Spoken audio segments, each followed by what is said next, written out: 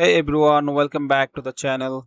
In today's video, I'm going to show you exactly how to turn off Face ID on your iPhone, whether you just want it to temporarily disable or completely remove from your device. Let's jump right in. Step 1. Open Face ID settings. Start by opening the setting app on your iPhone. Tap the search bar at the top and type in Face ID. From the results, select Face ID and passcode. You will be prompted to enter your passcode to continue. Go ahead and enter it now. Option 1. Disable Face ID temporarily. If you just want to stop using a Face ID to unlock your phone without deleting it, simply toggle off iPhone unlock. Your Face ID data stays safe on your device, but it won't be used anymore.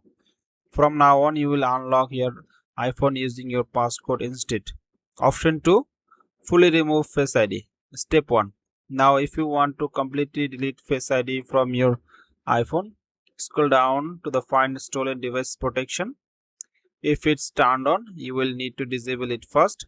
Quick heads up, for security purpose, Apple may require a waiting period of up to 1 hour before the setting can be changed. This exists to stop someone who steals your phone from quickly wiping your Face ID and locking you out. Step 2. Once stolen device protection is off, scroll back up and tap Reset Face ID. Just heads up, there is no confirmation pop-up, so your Face ID gets deleted instant you tap it.